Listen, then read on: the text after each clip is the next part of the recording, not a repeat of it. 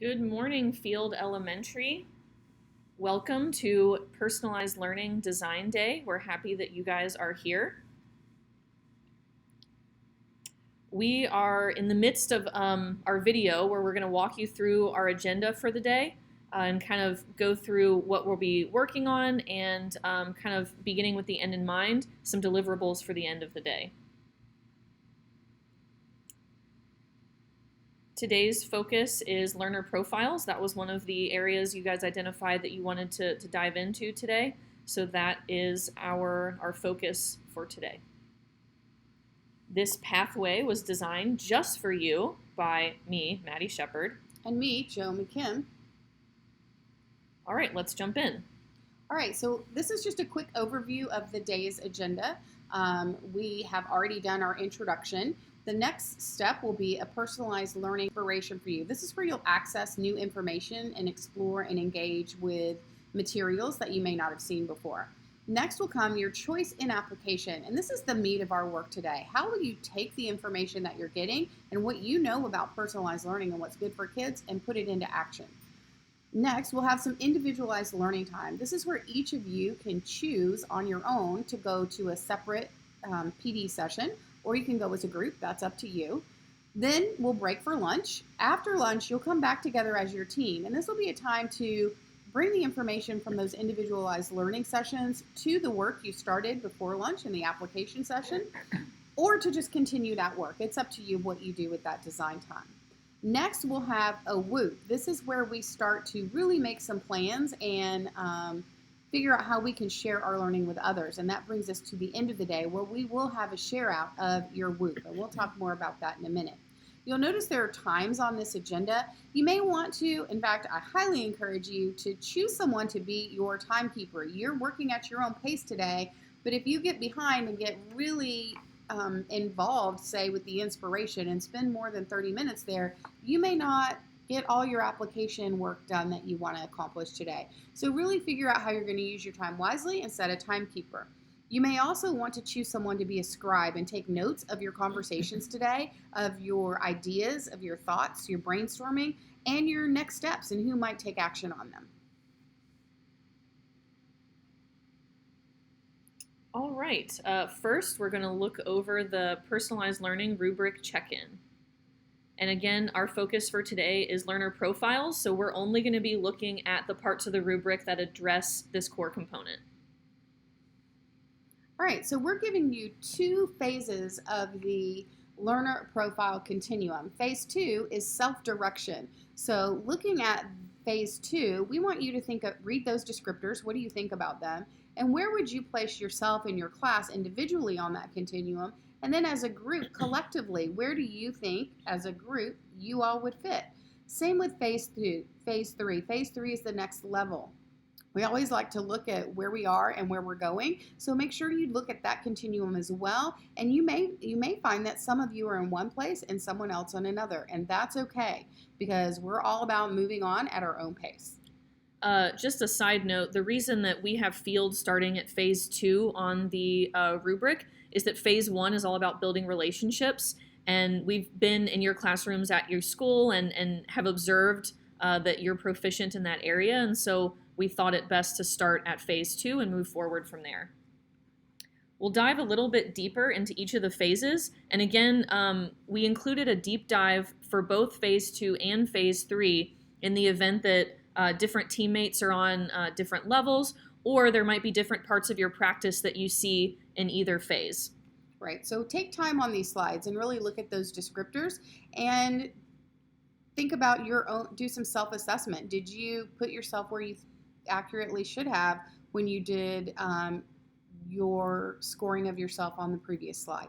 The bulleted lists at the bottom of the slide are some look-fors to help you identify some observable ways to place yourself in one of these areas on the continuum.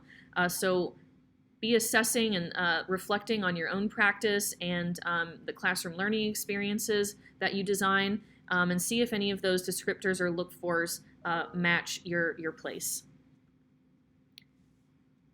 And similarly with phase 3, we've got our descriptors at the bottom of the slide. Again, take some time to really talk and reflect with your team on where you think each of you are as individual designers of learning experiences. Yourself perhaps at beginning in phase 3, but after looking at the descriptors, you say, oh, wait, I do exhibit some of the characteristics of practicing. Have a conversation about why. Why did you think one thing and now you think differently? What are the examples or evidence? Have those conversations among your team. The biggest reason that we're starting with the rubric is we want to root ourselves in where we are and push ourselves to the next level so that we keep growing and improving. So after you've identified where you are on either of the phases, keep the next level in mind as you're designing your plan for the day, again, because we want to keep pushing ourselves to keep growing. All right, the next portion of our day is the inspiration phase. In the inspiration phase, you will have, well, we've given you a whole bunch to look at. We've got excerpts from some of our, from one of our Touchstone texts. We've got some videos and examples for you, and some learning information. So starting with our Touchstone text, How to Personalize Learning, we've given you Chapter 2 and Chapter 3. For each of those, we want you to read them, annotate them if you haven't already, skim over them. Again, you have a limited amount of time, so use your time as best you can, and then discuss those as a team. What information might you need to design for authentic variation in learning, and how might you get that information? And then we've given you some discussion questions for Chapter 3 as well. Next, we've got some videos, a really quick overview from the Institute for Personalized Learning on learner profiles, and then another elementary example on how one teacher uses learner profiles in her elementary classroom. We've got some examples of learner profiles.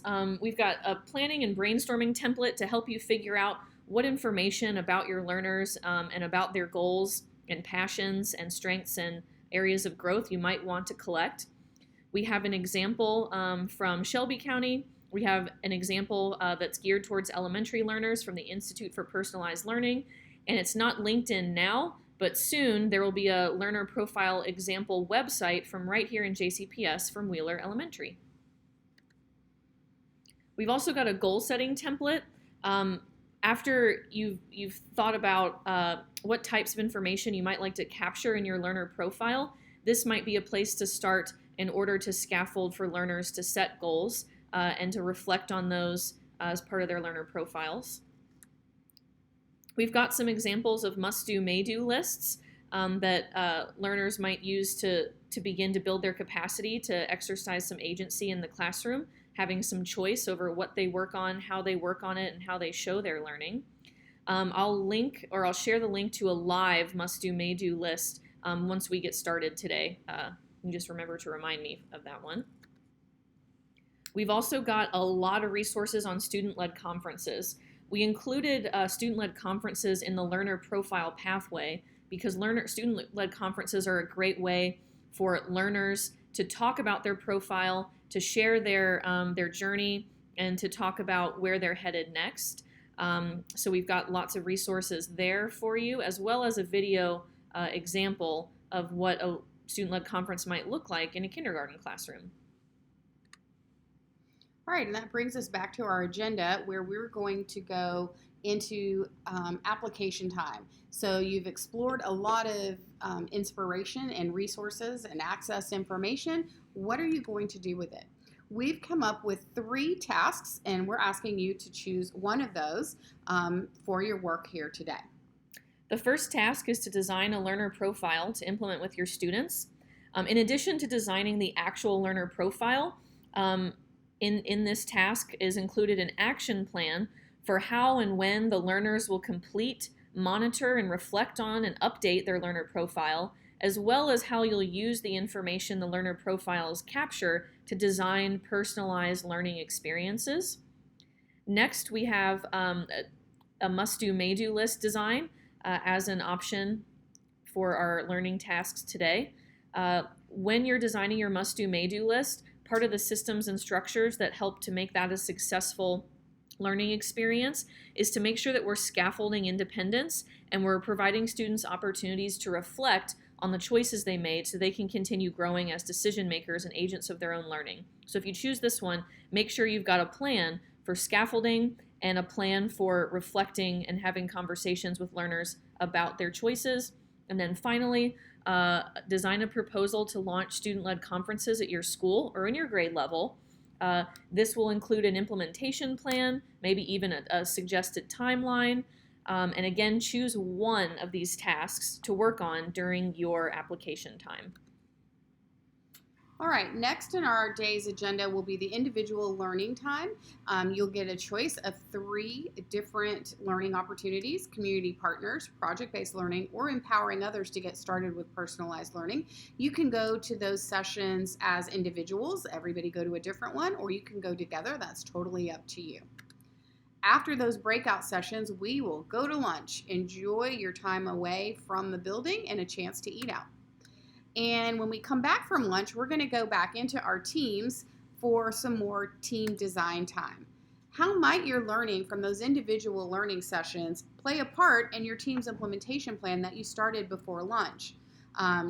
If there's a way for you to incorporate that, please do. And if not, then move right on with your planning from the morning. Next, one of our deliverables for the day is our WOOP. So a WOOP consists of 4 pieces. We've got a wish, an outcome that we're hoping to accomplish, an obstacle that we might foresee and be able to anticipate and plan around, and then finally the P stands for plan. As long as you've got all 4 components present, you can present your WOOP to the rest of the group for feedback in any fashion that you choose. You can do a poster, chart paper, you can type right into this slide deck, an interpretive dance, a skit. As long as we've got all of those components, you can demonstrate your learning in any way that you choose. All right, and that brings us to the share out. We will share what you've done today. This will be our demonstration of learning to close out our day, and we will ask everyone to provide you with feedback on your work and for you to give feedback to others. Lastly, we'll wrap up and kind of solidify our learning with a reflection, both so that Joe and I can get a read on the day so we can continue to be better PD providers for you and grow in our practice that way, as well as to capture any questions or need to knows as we move forward. All right, that's it, guys. It's time for you to get to work on your own. Don't hesitate to let us know if you have any questions or need any assistance. Have a great day.